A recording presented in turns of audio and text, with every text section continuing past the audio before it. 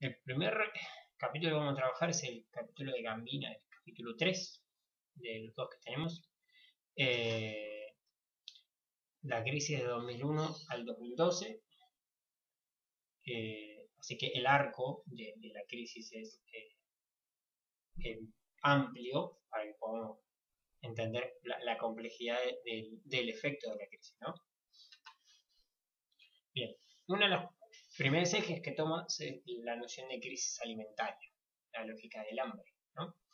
Entonces, el informe dice sobre el hambre en 2011, habla de la volatilidad y de los precios elevados de los alimentos y la inseguridad alimentaria. O sea, la inseguridad alimentaria tiene que ver con la imposibilidad de que el sujeto, el sujeto, sepa si mañana o si pasado va a comer, o si la comida que va a poder conseguir mañana, pasado o hoy, es proporcional a la necesidad que tiene de comer, ¿no? A la cantidad de calorías, de proteínas que debe ingerir. Entonces, eso justamente hace de la inseguridad alimentaria y está asociado a una cuestión estrictamente de trabajo, sino también a la cuestión de los precios y de la volatilidad de eso mismo, ¿sí? O sea, de lo indeleble de los precios. No son precios fijos, no son precios estables, sino justamente a la subida y bajada de precios de los alimentos, que no está estrictamente asociado al caso argentino, o sea, se da a nivel mundial.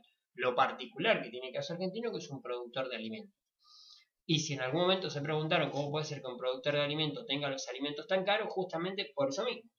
Porque como al ser un país con una moneda devaluada y ser un exportador de alimentos, el alimento es mucho más en negocio exportarlo que vendérselo a los ciudadanos locales, habitantes del país. Por lo tanto, el alimento se valora por una cuestión de que por lo general se compara con el mercado externo. O sea, es más conveniente venderle carne a Francia que venderle a un argentino, porque básicamente el francés lo va a pagar en euros. Y aunque parezca irónico, una carne de segunda línea es mucho más fácil de vender tranquilamente, por decir, en un mercado un poco más económico, podría ser el venezolano, el paraguayo, lugares donde la carne de segunda línea o de tercera línea argentina termina siendo mejor que la producción local de esos países.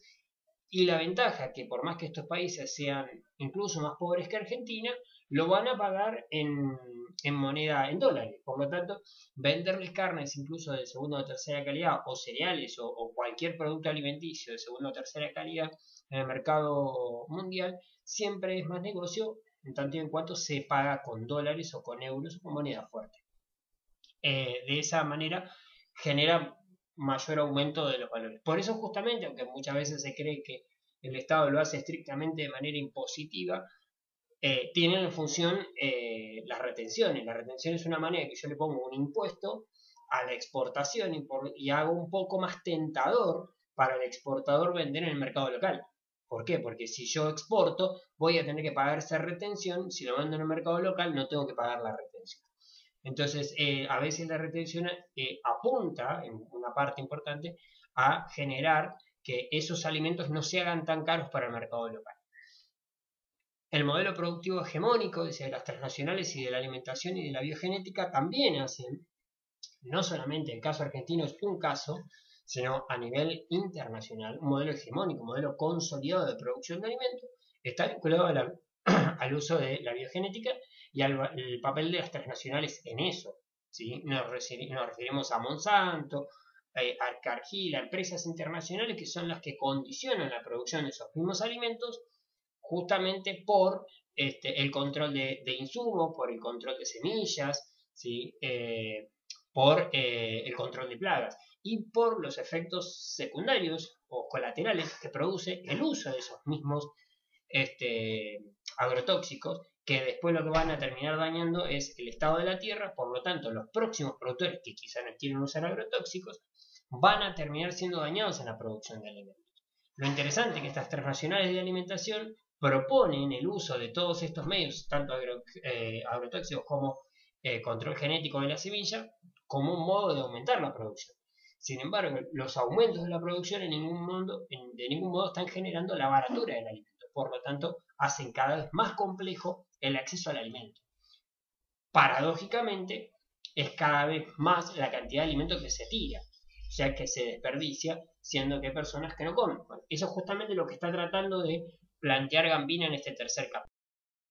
Expone a los pequeños agricultores y a los consumidores pobres, o sea, pone en evidencia y lo complejo de este sistema en tanto en que pone a los pequeños productores que no pueden competir con estos grandes productores con agrotóxicos y semillas genéticas, y por el otro lado, esos nuevos productos que están sostenidos en base a agrotóxicos y a semillas son más caros por los insumos que llevan, y al ser más caro tampoco beneficia a que los consumidores pobres puedan acceder. O sea, por un lado, daño al pequeño productor porque la competencia lo destruye, ¿sí? Y por otro lado, daño al consumidor pobre porque básicamente los altos costos que tienen estas empresas hacen imposible de comprar esos alimentos.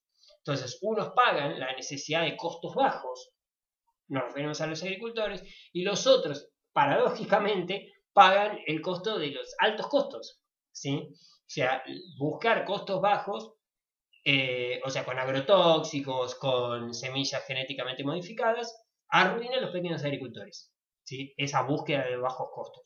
Pero la búsqueda de bajos costos representa para el consumidor, el que va a la verdulería, un alto costo. ¿Por qué es un alto costo? Y porque justamente pagar agrotóxicos que vienen en dólares o pagar semillas modificadas genéticamente que muchas veces vienen también en dólares, así como la maquinaria para producirlo, termina siendo un alto costo individual de la fruta, de la verdura, y hace imposible para el consumidor pobre acceder a ese bien.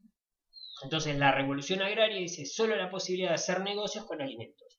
No es una revolución agraria que realmente abarate la producción de alimentos, sino que lo que hace lo contrario, destruye al pequeño productor, ¿sí? Y hace más caro el alimento en el pequeño consumidor, el consumidor final. Entonces, el crecimiento económico como fetiche. Otra vez, un concepto que está en el análisis socioeconómico, que es el concepto de fetiche. Recordemos que aparece el fetiche como algo adelante mío que realmente no lo es, ¿sí? Entonces, o sea, aparece como la imagen de algo y esconde lo que detrás de él se encuentra, ¿sí? Entonces, ¿por qué el crecimiento económico como fetiche? Porque aparece adelante como la solución para todo el crecimiento económico. Y sin embargo no lo es. El crecimiento económico lo único que resulta ser es una buena oportunidad, una excelente coartada, para que una serie de empresas cada vez más concentradas hagan grandes negocios. Entonces, básicamente aparece como un fetiche, ¿sí? Como algo que se presenta como algo que no es, ¿sí? Entonces, el mito del capitalismo, el crecimiento termina derramando, entre comillas, ¿no?, recursos sobre los necesitados, aumentando la torta, otra vez entre comillas. Es posible distribuir, pero nunca es equivalente. Entonces, aparece otra vez el mito del derrame, del incremento de la torta, si crece el país, ganamos todos, o sea, ese tipo de discursos que en realidad, cuanto más crece la torta o cuanto más se derrama, no es solamente... La teoría del derrame se basa en aquellos que han tenido alguna vez una fiesta donde se pone una pirámide de copas y se pone bebida, champán por lo general en la primera copa, y se supone que una vez que se rebalsa la primera copa, esa llena las dos copas que están abajo, las dos copas que están abajo llenan las tres que están abajo, las tres a las cuatro, así en una pirámide, ¿no? Esa lógica de derrame es la propuesta hacia la economía, que no se da. Primero y principal porque el de arriba no derrama tanto, solo lo que sobra, ¿sí? Y además de lo que sobra, no es que de algún modo en este sistema, por decirlo usando la misma metáfora y el mismo ejemplo, las copas fueran del mismo tamaño. Las copas de arriba aparentemente parecen ser mucho más grandes, ¿sí? Y por lo tanto tardan mucho más en derramar. Y el derrame que generan es tan ínfimo y la espera tan larga para que ese derrame se logre, es que los que están abajo en realidad nunca acceden al derrame. El aumento de la torta, otra metáfora, ¿sí? El incrementar la torta nunca hace que las porciones de la torta sean igual. Cada vez que discutimos acerca de las porciones de la torta, todos se creen con derecho a justificar por qué son dueños de la torta. Por dar un ejemplo, si buscamos la metáfora de la torta, yo encuentro que tanto el que trajo la harina, tanto como el que hace el dulce de leche, tanto como el que armó la cocina, como el pastelero, se creen partícipes del proceso. Sin embargo, acá parece ser, ¿sí?, que quien puso la plata es el dueño de todo el resultado. Y por lo tanto, de la torta le corresponde más cantidad. El harinero va a decir lo mismo. Entonces va a decir el harinero, va a decir, bueno, yo puse más cantidad de harina. Entonces, sin harina no se puede hacer torta, me corresponde una porción que no sea más grande que la que puso la plata, pero que sea más grande que, por ejemplo, el que hace el dulce de leche, porque el dulce de leche lleva un poco. Entonces, el de dulce de leche reclama una porción que no sea como el productor de harina, pero que sea menos del pastelero, si el pastelero lo único que hizo fue juntar las cosas. Entonces el pastelero recibe una porción y el que hizo la cocina no ve plata directamente. Entonces, en esa lógica del aumento de la torta o del derrame, ¿sí?, siempre hay algunos que tienden a tratar de quedarse con todo y el que hace realmente tiende a quedarse sin nada. Que es justamente, si retrocedemos al principio de la asignatura, es la lógica de la plusvalía. El que trabaja realmente, en realidad se queda con migas de la torta que genera, ¿sí?, en esta lógica del derrame. Entonces aparece la construcción constante ideológica, porque la plusvalía es ideológica además de ser económica, ideológica de que el que está corriendo los mayores riesgos es el capitalista. El capitalista puso la fábrica, el capitalista puso las máquinas, el capitalista puso el capital para que se produzca. Por lo tanto, tiene derecho a acceder a mayor cantidad de dinero con respecto a lo que se produce en total. Y parece que el trabajador solamente realiza una tarea, cuando en realidad es el único que puede generar esa riqueza, ¿sí? Incluso el capital mismo que tiene el capitalista acumulado es resultado del trabajo de los trabajadores. Es para poder rebobinar y regresar hacia el principio de la materia para aquellos que después tengan que hacer una unidad de todo eso. Entonces, se vuelve a discutir esto del derrame, olvidando constantemente que el nudo de la producción está en el que produce, que es el trabajador. O sea, 10 millones de personas controlan, dice, el 66% del PBI mundial. O sea, 10 millones de personas, para que tengamos una idea más o menos dimensionada, alcanza más o menos a ser 2 Uruguay, más o menos, para que tengamos una idea, ¿no? El 25% de la población argentina, menos del 20% de la población argentina, serían 10 millones de personas. Esas 10 millones de personas controlan, ¿sí?, las 2/3 partes de la producción mundial. O sea que son el 0,15 de la población mundial. O sea, no son el 1%.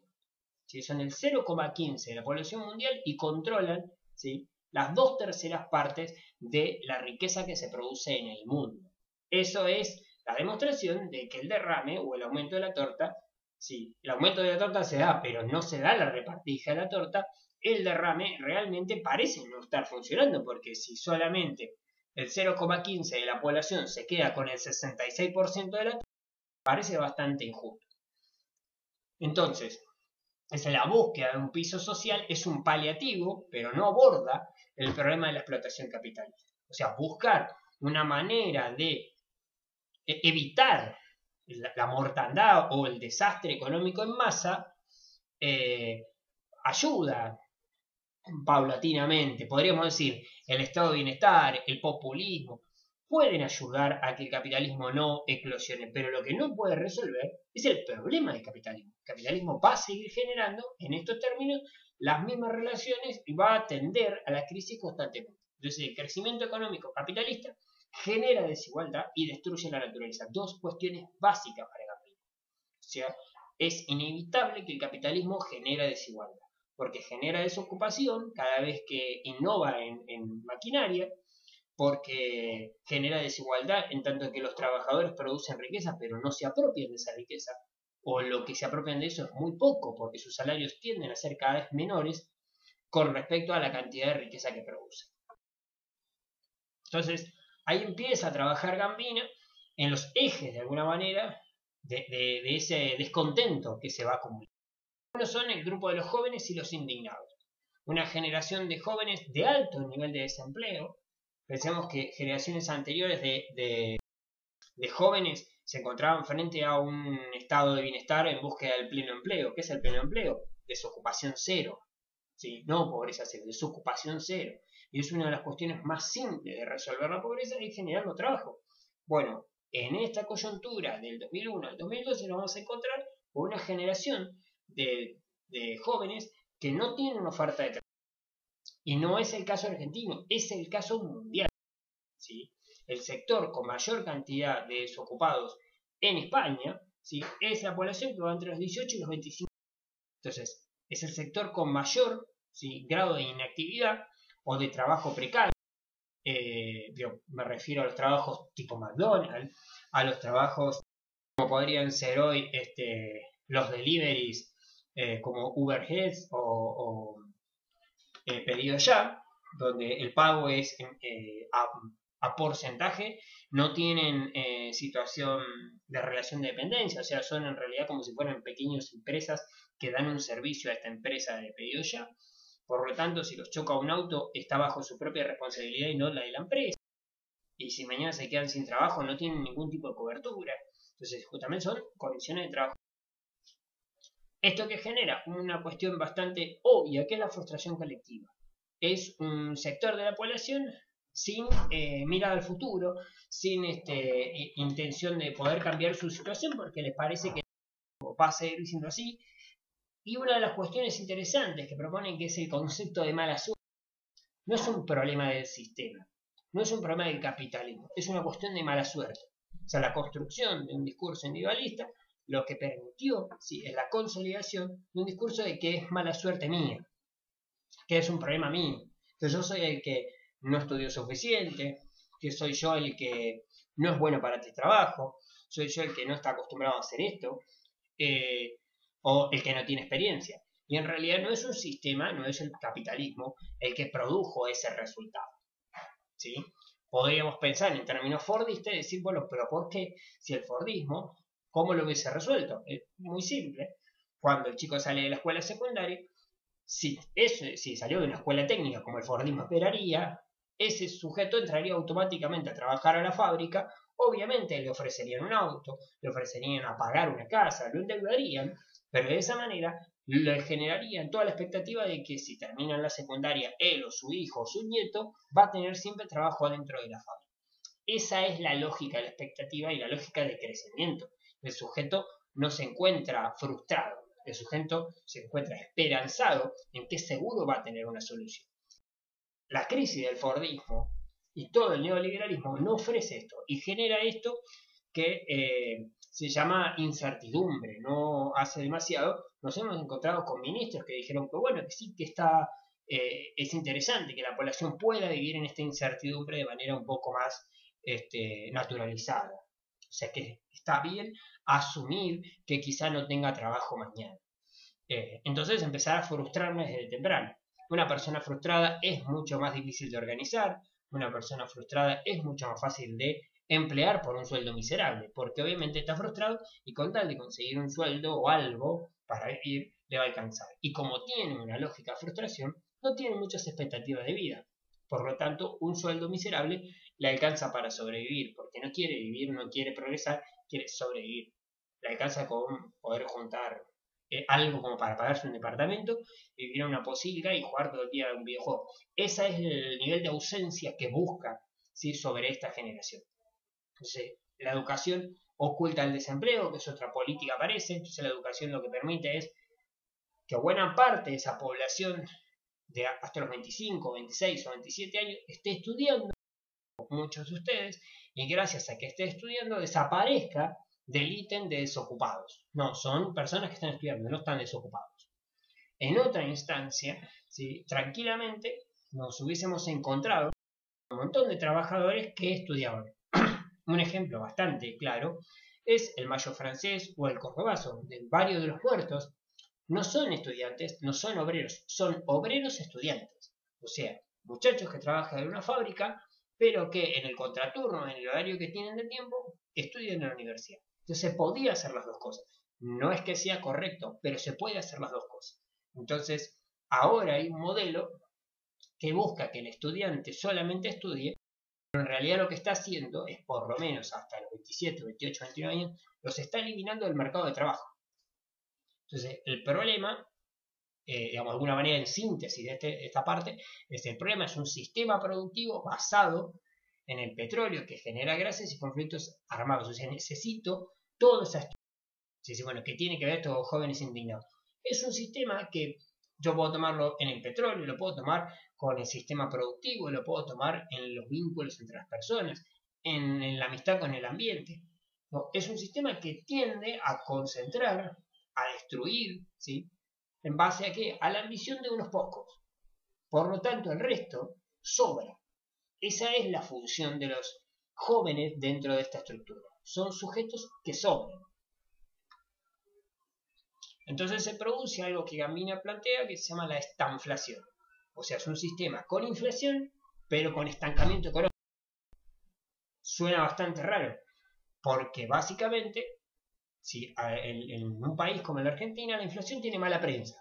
Entonces, en esta lógica, digamos, de estanflación, ¿no? Es que por lo general, volvemos a repetir, la inflación lo que tiende a hacer, ¿sí? Es generar un ciclo productivo. Ese ciclo productivo tiene obviamente el defecto de la inflación, el aumento de precios y situaciones similares, pero más allá de todo ese aumento de precios, la inflación por lo general genera un movimiento económico. Lo interesante que está planteando Gambina acá es que se está produciendo inflación, pero en realidad proporcionalmente se está produciendo estancamiento. O sea, no hay un crecimiento económico con inflación. No, acá hay básicamente un estancamiento con inflación. Por lo tanto, suben los precios, pero en realidad la capacidad productiva es relativamente la misma en comparación con el crecimiento de la inflación. A nivel sistema mundial. Entre los 60 y los 70 se disminuyó la tasa de ganancia a nivel mundial. O sea, los capitalistas ganan menos. ¿Sí? En tanto que ganan menos, van a buscar una manera de resolver esa ganancia que pierden o que están tardando de alguna manera en recuperar su capital invertido. De algún modo van a tener que recuperar esto. Obviamente va a ser sobre las condiciones laborales de los trabajadores. Dice, la banca mundial fomentó el endeudamiento de los países atrasados para la compra de tecnología, para frenar la recesión y recuperar la economía. Algo muy interesante, pero eso significa que las dictaduras militares no solamente vinieron a hacer un golpe de Estado y supuestamente perseguir al famoso enemigo interno, que es el discurso de la matanza abismal y genocidio que practicaron en casi toda Latinoamérica. No es solamente eso. A veces hay que tratar de poder instalar esto en la cabeza de la persona. No es solamente eso. Lo que buscaban los países centrales, el Plan Cóndor, era endeudar a estos países que no estaban endeudados, que tenían una importante acumulación de capitales, fruto de los estados de bienestar, de los estados populistas, ¿sí? En el caso argentino, Perón, Frondizi y Ilia. O sea, el resultado positivo de Perón, Frondizi y Ilia es un bajo nivel de endeudamiento y una gran acumulación de capital a favor, o sea, Reserva Federal. ¿Cómo hago yo para que esos mercados que tienen tanto capital, ¿sí?, puedan dármelo yo, Estados Unidos, yo, Inglaterra o Francia, en el peor momento de mi economía, cuando Francia, Inglaterra, Estados Unidos se les frena la economía y no tienen cómo salir de esa crisis, no encuentran la salida? Una de las opciones es endeudar a los países de enfrente, justificando que ustedes están atrasados, nosotros le hacemos una transferencia de tecnología, o sea, maquinaria nueva, tecnológica, moderna, actualícense, muchachos, obviamente me lo vas a pagar después, llévatelo, me lo pagas después, es el proceso de endeudamiento. Entonces, ¿los estados compran maquinaria? No, compran las empresas maquinaria. O sea, compra el grupo Roca, compra el grupo Macri, ¿sí?, compra el grupo Fortabat. O sea, toda esa gente, Pérez Compán, empiezan Techín, importan maquinaria. ¿A cuenta de qué? De cada una de sus empresas. Acto seguido, el Estado nacionaliza todas esas deudas y es el que debe ahora el Estado, no las empresas. ¿Y de dónde va a salir ese dinero? De esa reserva que acumularon Perón, Frondizi e Ilia. Es el caso argentino, pero yo podría trasladarlo a Brasil, cómo vacían las cajas brasileñas, cómo vacían las cajas chilenas, por medio del endeudamiento de nuestros países. Los mismos que levantan el dedo diciendo que el Estado debe desaparecer son los que viven del Estado. Eso es que suena como irónico. Pero ¿por qué dicen el Estado debe correrse? El Estado debe correrse para no cobrar impuestos, el Estado debe correrse para que no controle las relaciones laborales. Pero el Estado debe estar presente para que para generar obra pública. ¿Sí? El Estado debe estar presente para salvarme cada vez que no puedo pagar la deuda, para asegurarme dólares para poder fugar las ganancias. O sea, esa es la lógica de estas empresas. No son nuevas, no las inventó el kirchnerismo. Son algunas, para que tengan una idea, algunas datan de la década del 50. Algunas de ellas. Techin, de hecho, data de la década del 50. El dueño de Techin básicamente es un antiguo productor de los caños, de los cañones, podríamos decir, de los tanques italianos. Es un italiano que lo que produce básicamente es el tanque, el caño del tanque. Cañón, no todo el tanque. ¿Por qué? Porque produce ese caño que no tiene costura, porque obviamente tiene que sostener la capacidad, digamos, de poder lanzar una bala de cañón. Entonces, esa técnica productiva, cuando llega a la Argentina no la puede dedicar a la producción de eso, porque no es un país bélico. Entonces lo que empieza a producir es lo que se conocen como caños sin costura. Y es la única empresa en el mundo que produce caños sin costura. ¿Para qué? Para los gasoductos y los oleoductos. O sea, para trasladar cosas con mucha presión. Justamente la misma lógica. ¿Qué es caño sin costura? Es que el caño se produce en una sola pieza. O sea, un caño común, caño de la canilla de casa, no está producido en una sola pieza. Es una plancha que se redondea y se cose. O sea, se suelda. De una manera en que casi no se ve. En este caso no, se producen en un molde caños gigantescos, ¿sí? Y que tienen una sola pieza y por lo tanto no se rajan, no se quiebran, es la idea. Eso es Techin, desde allá está, ¿sí? Existe desde ahí. Sigamos. Igual cualquiera que quiera preguntar no hay ningún problema, yo venía y es válida la pregunta. Bien. Entonces, reactivar la economía del norte a costa de las finanzas públicas del sur, eso para que lo entendamos, ¿no? O sea, la manera de reactivar el capitalismo internacional de Europa y de Estados Unidos va a ser básicamente a costa, ¿sí?, de las finanzas de los países del sur.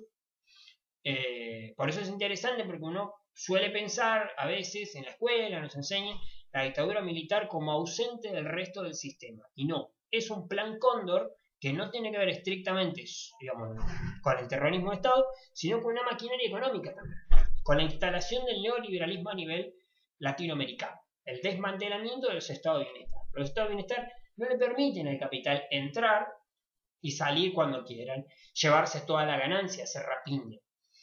No les permite eso el estado de bienestar. El estado de bienestar dice, un capital que entra debe estar tanta cantidad de años instalado y para irse, para poder sacar sus ganancias, las tiene que remitir a tanto por ciento, por ejemplo, del capital invertido. Yo invertí 100 y no puedo sacar mañana 100.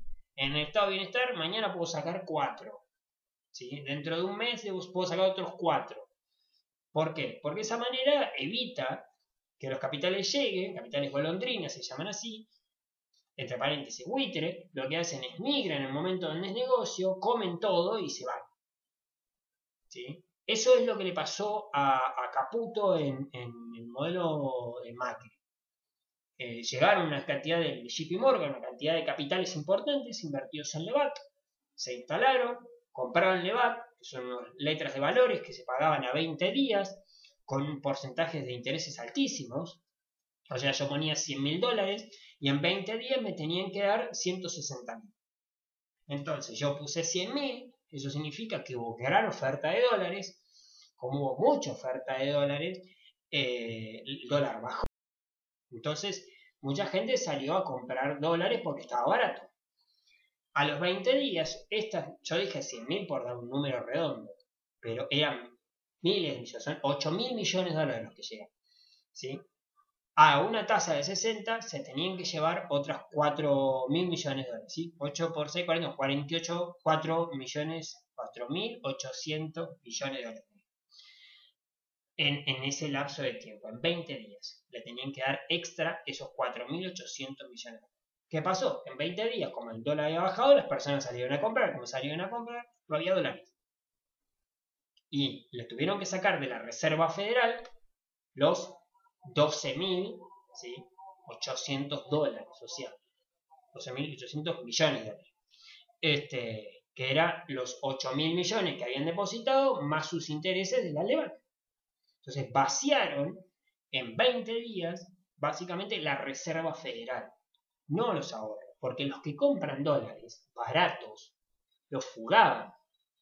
Entonces entraban 8.000 por un lado, los compraba Clarín, Nación, las empresas que compraban dólares en ese momento, los fugan. Y como no, a los 20 días no está la plata porque se fugó, el Estado tiene que salir como garante de ese dinero que hace falta. ¿Y de dónde sale? Del ahorro nacional. O sea, esa es la estructura en cómo se vacía esa caja de la Reserva Federal. Bien, entonces el terrorismo de Estado, además de eso, permitió el pertrechamiento militar, o sea, actualización de armas, que es la parte donde los militares se sienten un poco más cómodos, porque no van a entregar solamente a cambio de buenos negocios. También tienen esa parte de militares que necesitan que les compren armas nuevas y aviones y tanques y cosas parecidas. Estos préstamos buscan darse una base económica para la acumulación originaria para un nuevo capitalismo neoliberal. Esta es una nueva etapa de acumulación originaria. Ya lo habíamos planteado en el capítulo anterior de Gambino. Entonces, como es una nueva acumulación originaria para un nuevo capitalismo, este nuevo capitalismo neoliberal necesita condiciones diferentes. Así como el capitalismo necesitaba que los campesinos se convirtieran en obreros, yo necesitaba para un capitalismo que el estado de bienestar fuera desmantelado, por lo menos en esta primera etapa, violentamente, en un 30 o un 40%.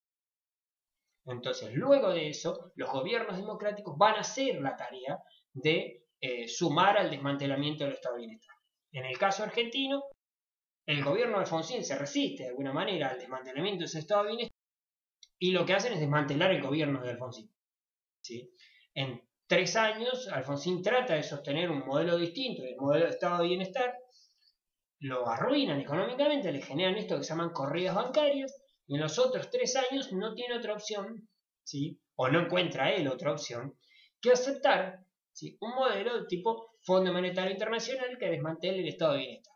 Luego de eso ganan las elecciones Menem durante 10 años, con 2 años de la Rúa, lo que hacen es justamente el desmantelamiento completo del estado de bienestar, o buscan llegar casi, podríamos decir, un 80, un 90% del desmantelamiento del estado de bienestar. Por eso, no son bien vistos los gobiernos, ¿sí?, como el kirchnerista, el gobierno de Mujica y de Tabaré Vázquez en Uruguay, el de Michelle Bachelet en Chile, el de Lula y el de Dilma Rousseff, el de Evo Morales en Bolivia, el de Lugo en Paraguay, el de Correa en Ecuador, el de Chávez y el de Maduro en Venezuela. ¿Por qué? Porque básicamente están bajo la estructura de un estado de bienestar / populismo, que no entra en el modelo neoliberal, que se resiste a la estructura del modelo neoliberal, que se basa en algo que recién estábamos planteando hace un ratito, ¿no? A esta frustración, a la generación de empleo basura, ¿sí?, al pago de sueldos miserables. Entonces, la crisis de la deuda, volviendo a algo que ya estábamos, hay una primera etapa de campaña de no pago de deuda a principios de los 80, que no produce grandes cambios, pero que en principio lo que genera es que la microeconomía, cada banco acreedor lo que hace es amortizar las deudas impagables, o sea, los bancos amortiguan más que nada parte de esa deuda, de la deuda pequeña que está. Y por el otro lado, el Tesoro de Estados Unidos lo que hace es impulsar planes globales de financiamiento de esa deuda pública. Y acá va la otra faceta neoliberal, porque hasta acá yo podría pensar, una empresa pide un préstamo, el Estado se hace cargo de la deuda. Y entonces cualquiera podría preguntarse, bueno, pero el Estado sigue siendo importante, y esto es el neoliberalismo. ¿Por qué el Estado sigue siendo importante? Bueno, acá el modelo estadounidense da un salto más todavía en ese modelo neoliberal, y lo que hace es el nuevo sistema de refinanciamiento entre millones de comillas, dije millones de comillas, ¿sí? Va a decir, la deuda pública no la pueden empezar a manejar los estados y los bancos. Entonces, esa deuda se va a empezar a canjear. ¿Qué es canjear? Bueno, Argentina le debe, por ejemplo, al Tesoro norteamericano o al Banco de Boston X cantidad de millones de dólares.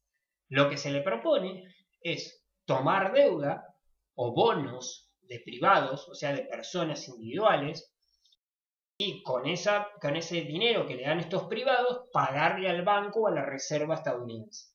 Entonces ya no hay deuda del Estado argentino con un banco, por lo tanto el banco no va a estar a riesgo de quebrar. Y ahora hay que pagarle a estos inversores particulares. El problema es que estos inversores particulares no van a esperar a Argentina y son los primeros buitres. Lo que buscan es ganar y hacer rapiña lo más rápido posible. Y de esa manera, volviendo a la lógica neoliberal, las deudas externas no dependen de los estados, sino que las deudas externas empiezan a depender de empresarios individuales. ¿Sí? Es justamente una desestatización de las deudas. Empiezan a ser deudas que es muy interesante porque las toman las empresas, las apropian los estados, pero las cobran otra vez los mismos empresarios que se borraron de las deudas. Parece raro, pero por ejemplo, el Estado argentino, para sostener aquella corrida bancaria que se llevó a Caputo del Banco Central, lo que hizo fue tomar más deuda, con bonos. ¿Quiénes son titulares de esos bonos? Casualmente, por ejemplo, en el caso argentino, el Grupo Clarín es dueño de esos bonos.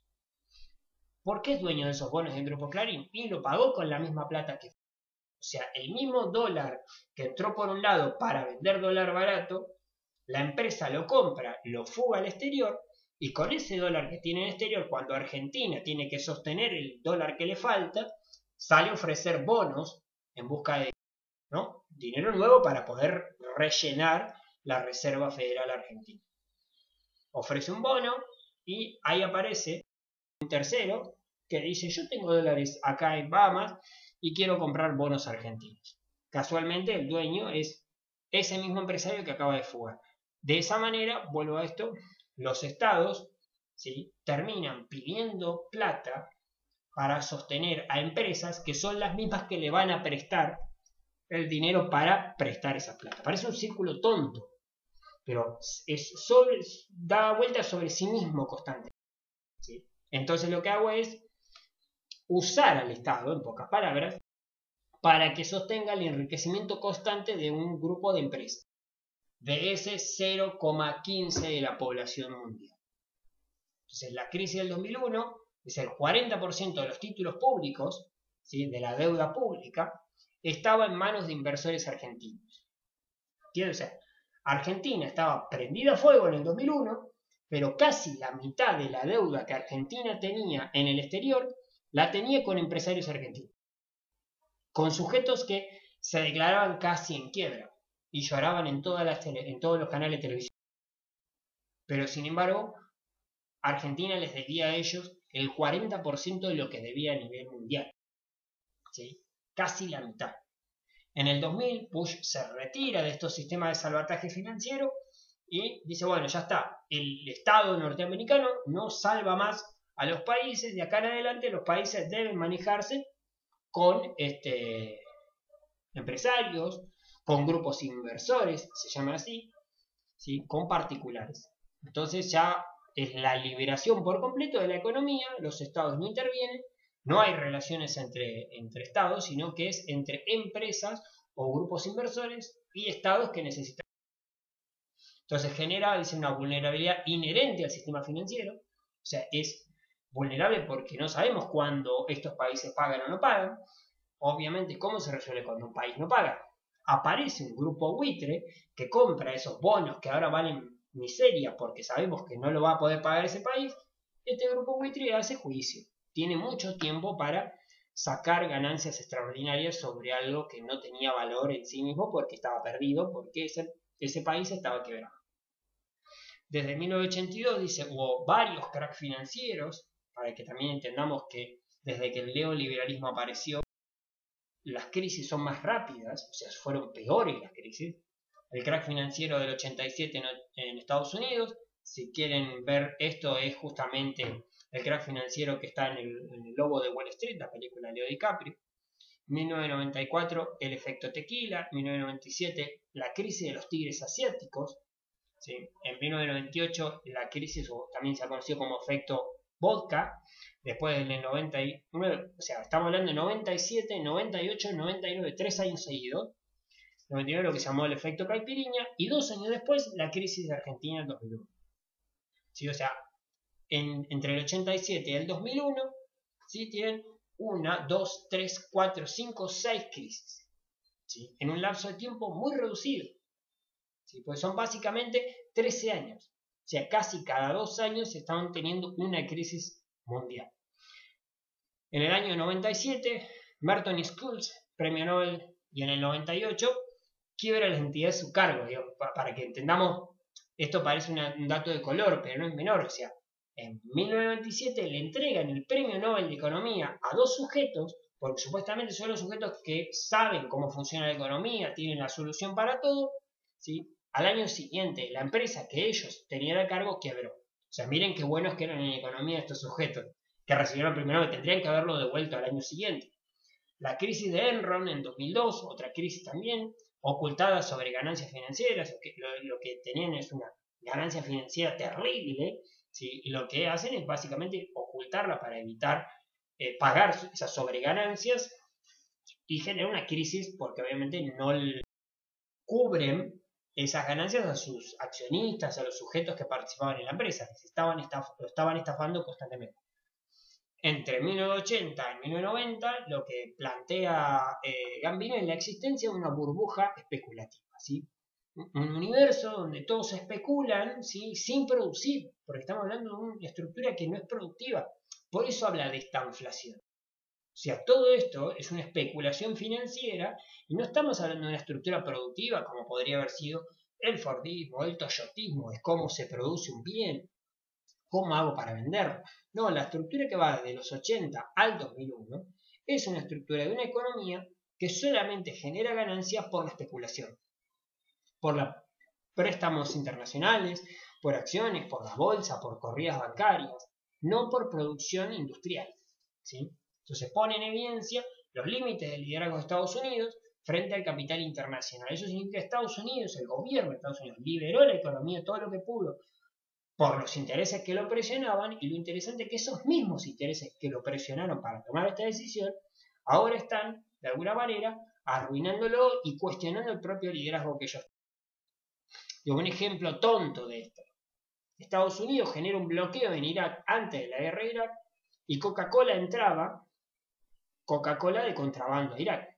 O sea, cuán poderoso era Estados Unidos para determinar el bloqueo económico a un país si una de las empresas emblemáticas del modelo estadounidense sigue vendiendo en el mismo lugar el producto más allá de la orden militar.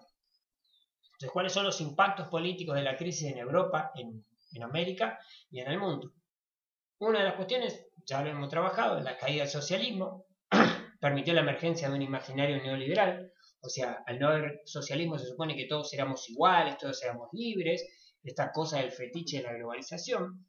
La cuna del capitalismo es Europa y ahora se ve amenazada, o sea, Europa parece ser que se deteriora sus condiciones capitalistas. No hay una respuesta socialista a eso, pero el capitalismo empieza a perder importancia y empieza a girar con más fuerza el nudo en Estados Unidos, ahora sí cabeza del capitalismo luego de la caída del socialismo, ¿no?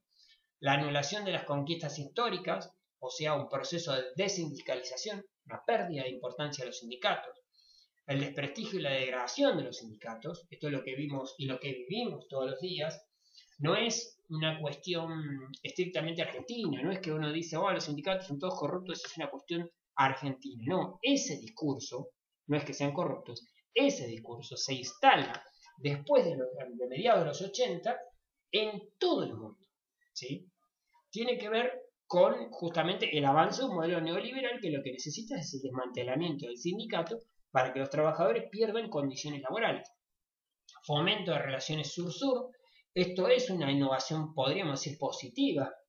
El mundo deja de ser productores industriales, productores de materias primas, para ser un poco más multilateral, algo que a Estados Unidos le va a costar, porque ingresa a la globalización de Estados Unidos convencido que es el centro del mundo y aparece el mundo unipolar, y en respuesta muy rápidamente aparece un mundo multipolar, ¿sí? La crisis la pretende resolver con más ajuste y ataques al sector laboral, o sea, la crisis del capitalismo se intenta resolver siempre presionando más a los trabajadores, o sea que el derrame no es derrame, es decir, todo lo contrario.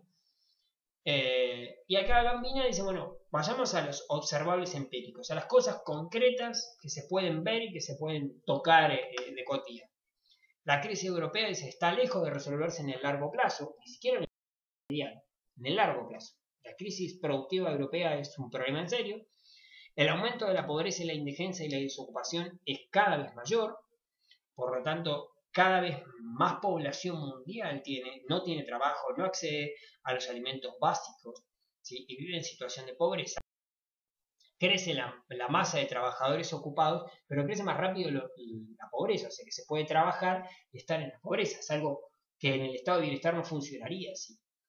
Hay un deterioro de la capacidad de lucha de los trabajadores no han podido, en respuesta al deterioro de los sindicatos, no han podido encontrar una forma distinta de organización o recuperar sus sindicatos.